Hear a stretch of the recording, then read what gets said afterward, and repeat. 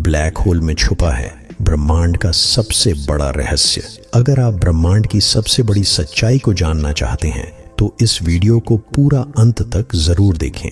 विशाल एक ऐसा वैज्ञानिक था जिसने अपनी पूरी जिंदगी विज्ञान की खोज और सत्य को समझने में लगा दी थी। धर्म, ईश्वर और आध्यात्मिकता उसके लिए मात्र अंधविश्वास थे। उसे लगता था कि ब्रह्मांड का हर रहस्य विज्ञान के माध्यम से सुलझाया जा सकता है। उसके पास एक अत्याधुनिक रिसर्च सेंटर था जिसे उसने अपने घर के बेसमेंट में बनाया था। वहां उसके उपकरण रात दिन ब्रह्मांड के रहस्यों को उजागर करने में लगे रहते। उसका सबसे बड़ा लक्ष्य ब्लैक होल की गहराई में छिपे सत्य को जानना था। वह जानना चाहता था कि यह ब्रह्मांडीय दैत्य सिर्फ सृष्टि को निगलता है या इसके अंदर कुछ ऐसा छिपा है जो अब तक किसी ने देखा ही नहीं। विशाल ने हजारों रातें जागकर ब्लैक होल से निकलने वाली तरंगों को समझने की कोशिश की, लेकिन वह उन्हें डिकोड नहीं कर पा रहा था। एक रात जब चारों ओर सन्नाटा था और वह अपने उपकरणों के सामने बैठा था, तभी अचानक उसके सेंसर ने एक अनोखी तरंग को पकड़ लिया। पहले तो उसने इसे सामान्य ब्रह्मांडीय शोर समझा, लेकिन जब उसने ध्यान से सुना तो उसे उसमें एक ध्वनि सुनाई दी। वह ध्वनि स्पष्ट थी, ओम।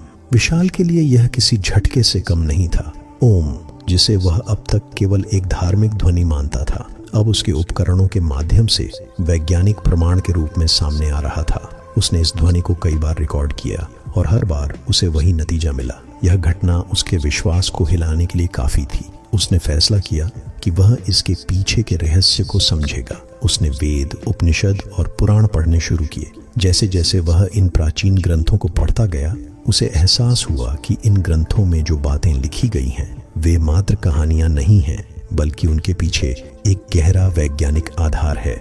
विशाल को मंडूक्य उपनिषद में एक श्लोक मिला जो कहता है, ओम ही सृष्टि का मूल है। यह सृजन, पालन और संहार का प्रतीक है। उसे यह जानकर आश्चर्य हुआ कि ब्लैक होल, जिसे वह केवल विनाश का प्रतीक मानता था, वास्तव में सृजन का भी स्रोत है। ब्लैक होल के केंद्र में नए सितारों का जन्म होता है और यह ठीक वैसा ही है जैसा उपनिषद में बताया गया है। अब विशाल के लिए यह केवल एक वैज्ञानिक खोज नहीं थी, यह उसके लिए एक व्यक्तिगत यात्रा बन चुकी थी।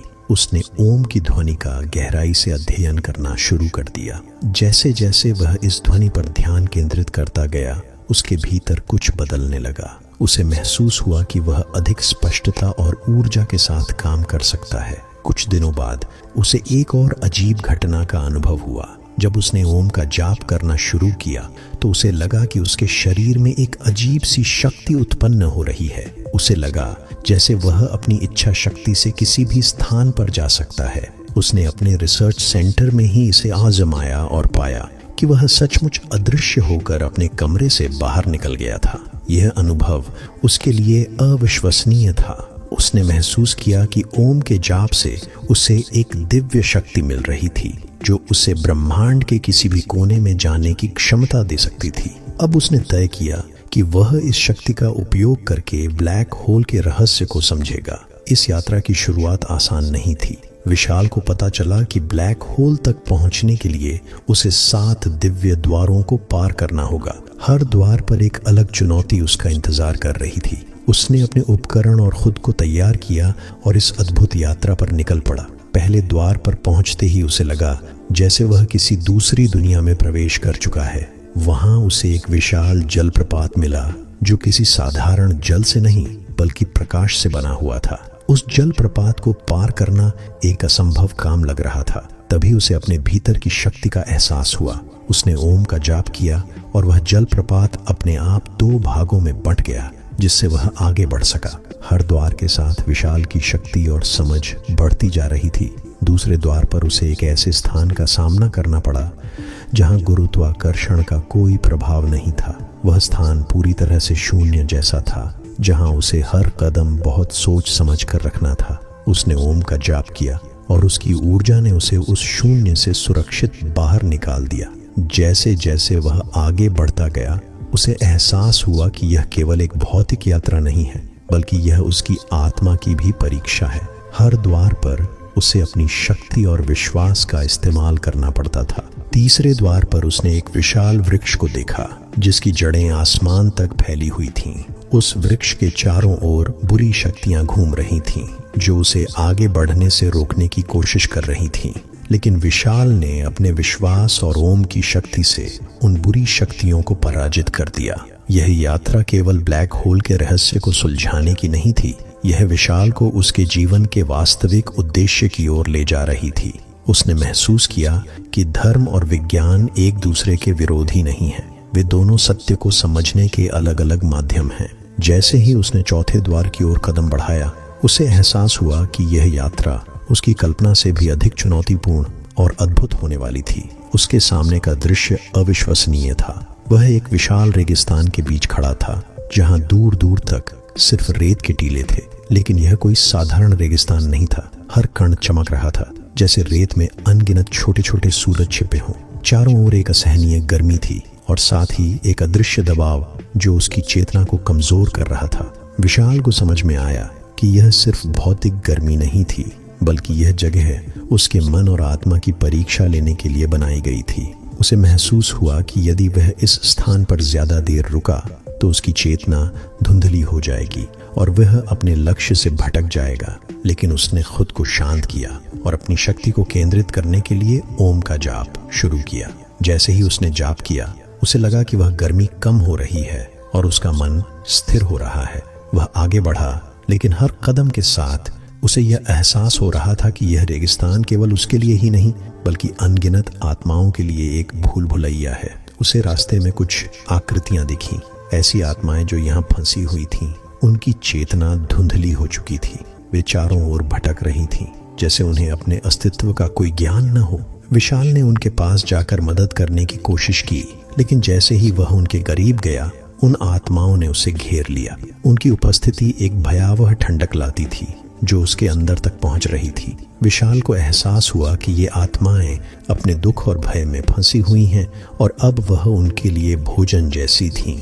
उसने तुरंत अपनी चेतना को केंद्रित किया और ओम का जाप किया। ओम की गूंज ने उन आत्माओं को पीछे हटने पर मजबूर कर दिया। वह आगे बढ़ा, लेकिन उसे एहसास हुआ कि इस द्वार की चुनौती केवल बाहरी नहीं थी। हर कदम के साथ उसे अपने भीतर की कमजोरियों का सामना करना पड़ रहा था। उसकी पुरानी यादें, असफलताएं और पछतावे उसके सामने आ रहे थे।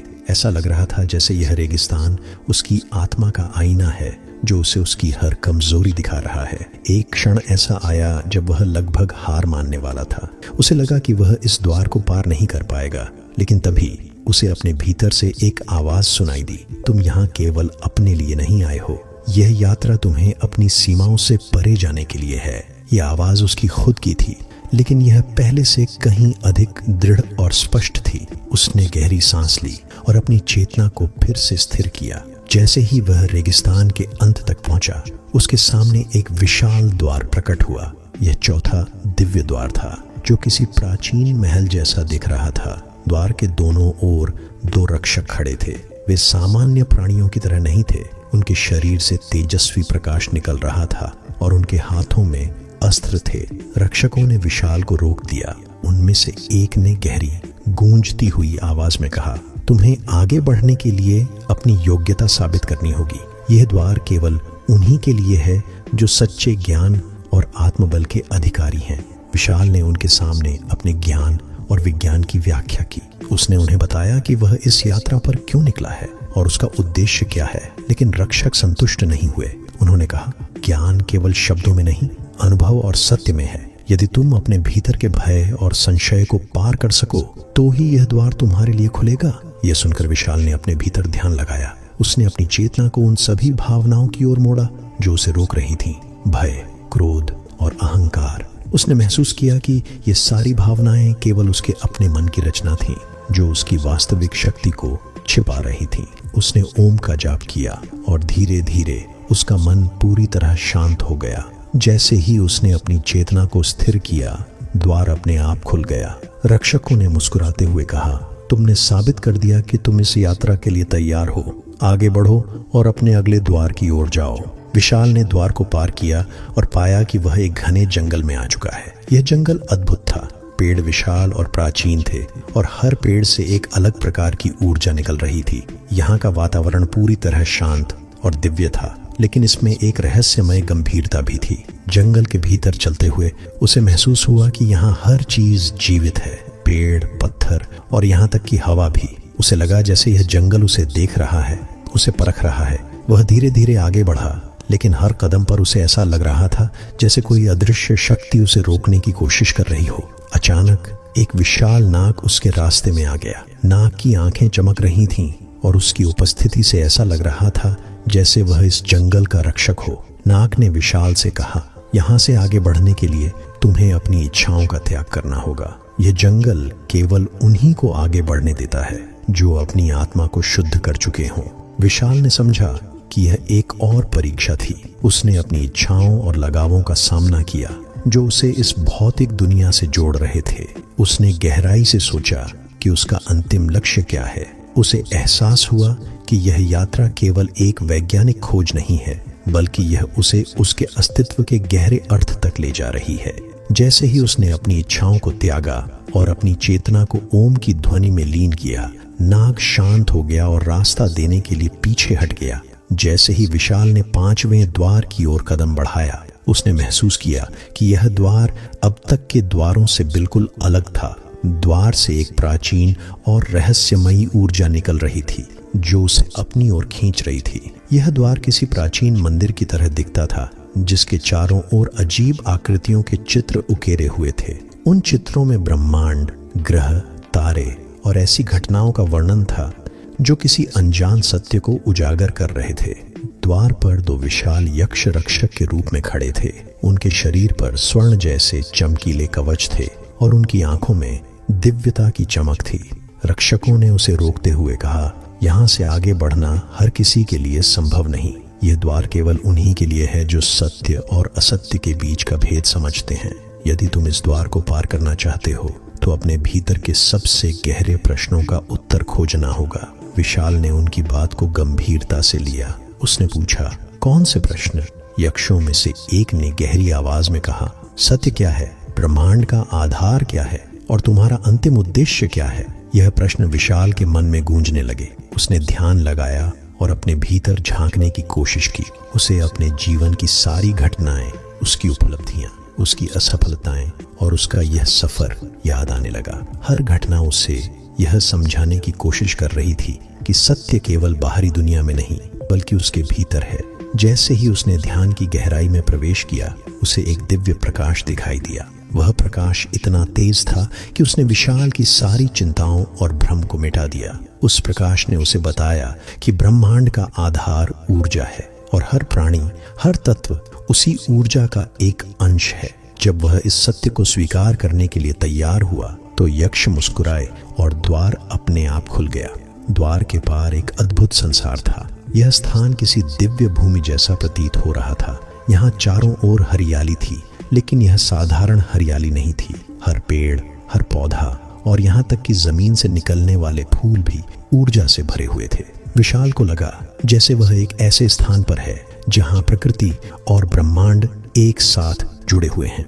जैसे ही वह आगे बढ़ा, उसने देखा कि वहाँ एक झील थी। झील के जल में ब्रह्मांड के तारे और ग्रह झलक रहे थे, मानो वह एक दर्पण हो जो पूरे ब्रह्मांड को प्रतिबिंबित कर रहा हो। झील के पास एक संत बैठा था, जिसकी उपस्थिति से ऐसा लग रहा था जैसे वह किसी गहरे ध्यान में लीन हो। विशाल ने उनके पास जाकर कहा, मुझे अगले द्वार तक पहुंचना है, कृपया मेरा मार्गदर्शन करें। संत ने अपनी आंखें खोली। उनकी आंखों में ऐसा तेज था जिसे देख विशाल खुद को बहुत छोटा महसूस करने लगा। संत ने कहा, यहाँ से आगे बढ़ने के लिए तुम्हें अपने अहंकार को त्यागना होगा। ये ब्रह्मांड तुम्हारा नहीं है, न ही तुम्हारी उपलब्धियां तुम्हें परिभाषित करती हैं। यदि तुम्हें सत्य को समझना है तो तुम्हें यह स्वीकार करना होगा कि तुम केवल ब्रह्मांड का एक अंश हो। विशाल ने संत की बातों को गंभीरता से लिया। उसने अपने भीतर की उन सभी भावनाओं को देखा जो उसे अपने आप से जोड़ रही थीं। अहंकार, गर्व और अपनी पहचान की भावना। उसने महसूस किया कि जब तक वह इनसे बंधा रहेगा, वह इस यात्रा को पूरा नहीं कर पाएगा। उसने संत के सामने प्रणाम किया और कहा, मैं अपने अहंकार को त्यागता हूँ, मैं केवल सत्य की खोज में हूँ। संत मुस्कुराए और कहा, तो जाओ, ये झील तुम्हें अगले द्वार तक ले जाएगी। विशाल ने झील में कदम रखा। जैसे ही उसने पानी को छुआ, उसे ऐसा लगा जैसे वह किसी दूसरे आयाम में प्रवेश कर रहा हो। झील का पानी उसे धीरे धीरे एक गहरी गुफा में ले गया। गुफा के अंदर एक अजीब सी नीरवता थी और केवल उसकी सांसों की आवाज सुनाई दे रही थी। गुफा के अंत में छठा द्वार था। यह द्वार सबसे अद्भुत और जटिल था। इसके चारों ओर कुछ लिखावट थी जिसे देखकर विशाल समझ गया कि यह कोई प्राचीन मंत्र है। जैसे ही उसने उन मंत्रों को पढ़ने की कोशिश की, द्वार से एक प्रकाश निकला जिसने उसे चारों ओर से घेर लिया। यह प्रकाश उसके अंदर की हर कमजोरी और हर भय को उजागर कर रहा था। उसे ऐसा महसूस हुआ जैसे वह प्रकाश उसकी आत्मा को शुद्ध कर रहा है। यह प्रक्रिया दर्दनाक थी, लेकिन वह समझ गया कि यह आवश्यक है। जब वह इस परीक्षा से गुजर रहा था तो उसे अपने भीतर एक नई शक्ति का उदय होता महसूस हुआ। वह अब पहले से ज्यादा मजबूत, शांत और जागरूक था। द्वार ने उसे स्वीकार कर लिया और अपने आप खुल गया। विशाल ने छठे द्वार को पार किया, लेकिन वह जानता था कि अभी उसकी यात्रा पूरी नहीं हुई है। सातवां और अंतिम द्वार अभी भी उसकी प्रतीक्षा कर रहा था, लेकिन अब वह खुद को पहले से कहीं अधिक तैयार महसूस कर रहा था। गुफा के बाहर एक और अजीब दुनिया उसका इंतजार कर रही थी। यह जगह न तो पूरी तरह रोशन थी, न ही पूरी तरह अंधकारमय। यहाँ समय और स्थान का कोई अस्तित्व नहीं था। विशाल जानता था कि यहाँ उसकी आखिरी और सबसे कठिन परीक्षा होगी। उसने अपनी चेतना को केंद्रित किया और अगले द्वार की ओर बढ़ने के लिए तैयार हो गया। छठे द्वार को पार करने के बाद विशाल खुद को एक ऐसे स्थान पर पाता है जो पूरी तरह से अप्रत्याशित और अनजान है। यहाँ का माहौल अन्य सभी द्वारों से अलग था। चारों ओर एक गहरा अंधकार फैला हुआ था, लेकिन यह साधारण अंधकार नहीं था। ये ऐसा प्रतीत हो रहा था जैसे यह अंधकार स्वयं ब्रह्मांड की गहराई से उत्पन्न हुआ हो। विशाल ने महसूस किया कि वह अब ऐसी स्थिति में है जहां समय और स्थान की सभी सीमाएं समाप्त हो चुकी हैं। यह जगह इतनी शांत थी कि उसे अपनी सांसों की आवाज भी गूंजती हुई सुनाई दे रही थी। जैसे ही उसने कदम बढ़ाया, उसे लगा कि वह किसी अदृश्य शक्ति के नियंत्रण में है। हर कदम पर उसे ऐसा महसूस हो रहा था कि जैसे उसकी आत्मा की परख की जा रही हो। अचानक अंधकार के बीच एक धीमी आवाज गूंजी। यह आवाज किसी गहरे और अनजाने सत्य को उजागर कर रही थी। विशाल, आवाज गहरी और गंभीर थी। तुमने अब तक बहुत कुछ सहा है, लेकिन सातवें द्वार तक पहुंचने के लिए तुम्हें अपनी शक्ति और ज्ञान का सबसे बड़ा परीक्षण देना होगा। ये वह स्थान है जहां सृष्टि और विनाश का स्रोत छिपा हुआ है। यहाँ से आगे केवल वही जा सकता है जिसने स्वयं को पूरी तरह से पहचान लिया हो। विशाल ने साहस बटोरकर पूछा, कौन हो तुम और यह स्थान क्या है? आवाज ने उत्तर दिया, मैं सृष्टि की आत्मा हूँ जो हर जीव, हर तारे और हर कण में विद्यमान है। यह स्थान सातवां द्वार है जहाँ केवल सत्य और पवित्रता का प्रवेश हो सकता है, लेकिन इसके पहले तुम्हें अपने अस्तित्व की अंतिम सच्चाई का सामना करना होगा। विशाल को समझ में आ गया कि अब उसकी सबसे बड़ी परीक्षा का समय आ चुका है। उसने आगे बढ़ना शुरू किया। अंधकार के बीच से अचानक एक प्रकाश पुंज प्रकट हुआ। यह प्रकाश इतना तीव्र था कि उसने विशाल को अपनी आंखें बंद करने पर मजबूर कर दिया। जब उसने धीरे धीरे अपनी आंखें खोली तो उसने देखा कि वह एक अनोखी जगह पर खड़ा है। यह जगह किसी अनंत आकाश गंगा की तरह दिख रही थी। चारों ओर चमकते हुए तारे, घूमते हुए ग्रह और अजीब सी ऊर्जा तरंगे बह रही थीं, लेकिन यह सब स्थिर नहीं था। हर चीज एक गहरी लय और ताल में चल रही थी, मानो यह सब किसी दिव्य संगीत का हिस्सा हो। विशाल ने देखा कि इस अद्भुत दृश्य के केंद्र में एक विशाल ब्लैक होल था। यह ब्लैक होल पहले से देखे गए किसी भी ब्लैक होल से बिल्कुल अलग था। इसके चारों ओर अनगिनत प्रकाश की धाराएं घूम रही थीं और इसकी गहराई में अनंत अंधकार छिपा हुआ था। विशाल को महसूस हुआ कि यही वह स्थान है जिसके बारे में ऋषि ने उसे बताया था। विशाल को ब्लैक होल के पास से गुजरते हुए सातवें द्वार के पास पहुंचना था, जहां उस ध्वनि का सबसे बड़ा राज खुलने वाला था। ब्लैक होल की ओर बढ़ते ही उसने महसूस किया कि यह केवल एक खगोलीय घटना नहीं, बल्कि एक जीवंत शक्ति है। उसके पास पहुंचते ही उसे एक विचित्र अनुभव हुआ। ऐसा लगा जैसे ब्लैक होल उससे संवाद कर रहा हो। विशाल, एक गूंजती हुई आवाज उसके भीतर सुनाई दी, मैं केवल भौतिक वस्तुओं को ही नहीं, बल्कि बुराई, अधर्म और नकारात्मकता को भी अपने भीतर समेट लेता हूँ। मुझे सृष्टि का संतुलन बनाए रखने के लिए रचा गया है, लेकिन मैं केवल विनाश का प्रतीक नहीं हूँ, मैं सृजन का आरंभ भी हूँ।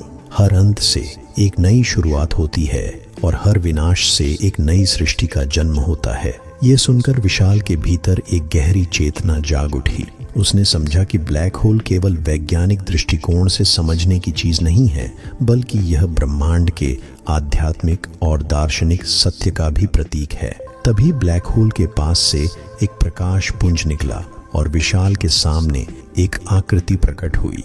यह आकृति किसी प्राचीन देवता की तरह दिख रही थी, जिसके शरीर से दिव्यता का प्रकाश निकल रहा था। उसने कहा, विशाल, तुम्हारा सफर अब अपने अंतिम चरण में है। 7वें द्वार तक पहुंचने के लिए तुम्हें यह समझना होगा कि सृष्टि का सबसे बड़ा सत्य क्या है। यह सत्य न तो केवल ज्ञान में है, न ही केवल शक्ति में। यह सत्य प्रेम, करुणा और समर्पण में है। विशाल ने अपनी आंखें बंद की और ध्यान में डूब गया। उसने महसूस किया कि उसके भीतर एक नई शक्ति जागृत हो रही है। ये शक्ति केवल भौतिक नहीं थी, बल्कि आत्मा की शक्ति थी। जैसे जैसे वह इस सत्य को समझता गया, उसने देखा कि ब्लैक होल के चारों ओर घूमती हुई ऊर्जा उसे अपनी ओर खींच रही थी। लेकिन इस बार वह डरा नहीं। उसने अपनी आत्मा की शक्ति पर भरोसा किया और ब्लैक होल के करीब जाने लगा। उसे ऐसा लग रहा था जैसे वह इस अनंत अंधकार में समाने वाला है, लेकिन उसकी आत्मा ने उसे संभाल लिया। उसने महसूस किया कि यह अंधकार केवल बाहरी था, असली प्रकाश उसके भीतर था। ब्लैक होल ने उसे स्वीकार कर लिया। एक विशाल ऊर्जा तरंग ने उसे घेर लिया और वह अचानक एक नई जगह पर पहुंच गया। यह जगह 7वें द्वार का प्रवेश बिंदु था। यह स्थान इतना शांत और दिव्य था कि यहाँ केवल शुद्ध आत्मा ही टिक सकती थी। 7वां द्वार अब उसके सामने था, लेकिन इसे पार करने के लिए उसे अपने भीतर के सबसे बड़े सत्य का सामना करना था। उसने गहरी सांस ली और द्वार की ओर बढ़ने के लिए तैयार हो गया। उसे पता था कि यह उसकी अंतिम परीक्षा होगी, लेकिन उसने यह भी महसूस किया कि अब वह हर परीक्षा का सामना करने के लिए तैयार है। विशाल ने 7वें द्वार की ओर कदम बढ़ाए और उसके भीतर एक अजीब सी हलचल महसूस हुई। वह जानता था कि यह अंतिम द्वार है और इसके पार जाने के बाद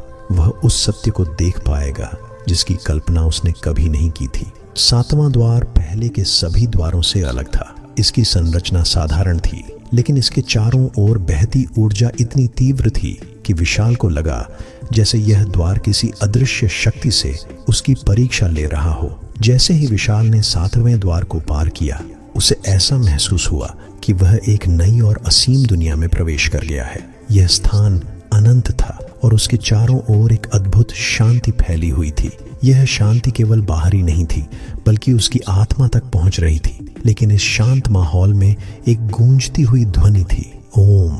यह ध्वनि इतनी पवित्र और शक्तिशाली थी कि विशाल के शरीर और आत्मा पर इसका गहरा प्रभाव पड़ रहा था। उसने आगे बढ़कर देखा कि वह एक विशाल, अद्भुत स्थान पर पहुंच गया है, जो किसी साधारण स्थान जैसा नहीं था। इस स्थान की कल्पना करना भी असंभव था। चारों ओर चमकता प्रकाश, अदृश्य ऊर्जा की लहरें और उस ध्वनि की अनुगूंज, यह सब ऐसा था मानो वह ब्रह्मांड के केंद्र में खड़ा हो। विशाल ने ध्यान से देखा कि इस स्थान के केंद्र में एक असीम शक्ति का प्रतीक, एक अद्भुत मंडल स्थित था और उसके ठीक मध्य में एक तपस्वी ऋषि बैठे हुए थे। वे ध्यान मग्न थे और ओम का जाप कर रहे थे। उनके शरीर से दिव्य प्रकाश निकल रहा था और उनकी उपस्थिति इतनी शक्तिशाली थी कि विशाल ने सहज ही उनके सामने सिर झुका दिया।